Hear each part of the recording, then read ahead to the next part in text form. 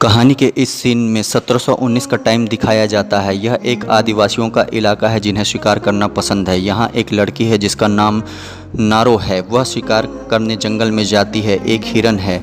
एक हिरन आवाज़ सुन करके भागना शुरू करता है तथा वह नारो के हाथ से निकल जाता है। नारो अपने कुत्ते के साथ उस आवाज़ का पीछा करते हुए खुले पहाड़ पर आसमान की तरफ देखती है। उसे एक एलियन यूएफओ दिखाई देता है, लेकिन नारो उसे एक बड़ी चिड़िया समझती है। वह अपने घर आ करके उसके भाई को सब बताती है, लेकिन उसका भाई ध्यान नहीं देता है। उसका भाई एक कमाल का शिकारी होता है। नारो उससे बेहतर शिकारी बनना चाहती है। नारो अगले दिन जंगल में फिर से जाती है। उसे एक हरा खून दिखता है जो कि प्रीडेटर का है। जंगल में प्रीडेटर को देखते हैं जो कि एक भेड़िया खरगोश का पीछा कर रहा है। उस भेड़िए को मार देता है। फिल्म के अगले सीन में हम देखते हैं कि नारो ऊंची जगह पर बैठ कर के एक भालू का शिकार करना चाहती है, लेकिन उसका धनुष उसकी रस्सी टूट जाती है और नारो को वह भालू देख लेता है। भालू नारो के पीछे पड़ जाता है और उसे मारने ही वाला होता है कि वहाँ पे प्रेडिएटर आ जाता है। भालू को यह समझ में आ जाता है कि यहाँ पे कोई मौजूद है और वह प्रीडेटर पे हमला कर देता है। दोनों में बहुत ज़्यादा लड़ाई शुरू हो जाती है। उसके बाद प्रीडेटर भालू को मार देता है। प्रीडेटर भालू का खून गिर जाने की वजह से प्रीडेटर दिखाई देने लग जाता है। नारो उसे देख करके डर करके भाग जाती है।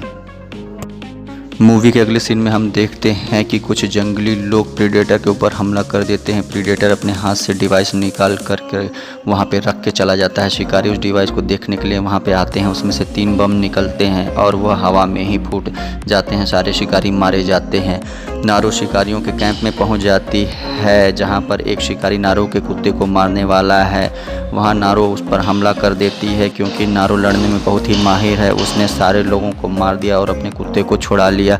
तभी वहां एक शिकारी घायल हालत में आ जाता है जो कि नारो की भाषा को जानता है और उससे वह मदद मांगता है और बदले में बंदूक चलाना सिखाने का वादा करता है। नारो उस जंगली जड़ी बूटी को उस घायल शिकारी को दे देती है, जिसकी वजह से उसका खून ठंडा हो जाता है और बहना बंद हो जाता है तथा नारो को वह गन चलाना सिखाता है। तभी प्रीडेटर आ जाता है तथा शिकारी वहीं लेट जाता है। खून ठंडा होने की वजह से प्रीडेटर उसे देख नहीं पाता है, लेकिन प्रीडेटर का पैर गलती से शिकारी के ऊपर पड़ जाता है, जिसकी वजह से शिकारी चिल्लाता है।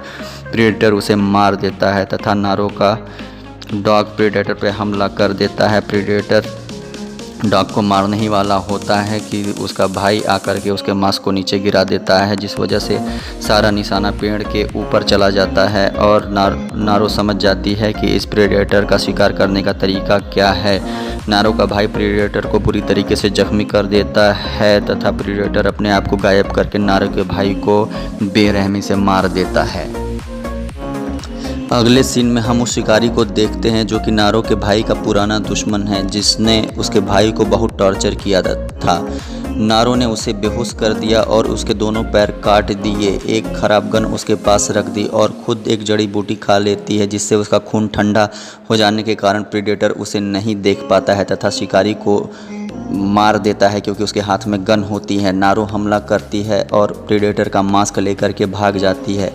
उसके मास्क को पत्थर के बीचों बीच लगा देती है। प्रीडेटर उस जगह पर नारो का पीछा करते हुए आता है। तभी नारो प्रीडेटर के ऊपर हमला कर देती है और उसका हाथ काट करके उसे दलदल में ढकेल देती है।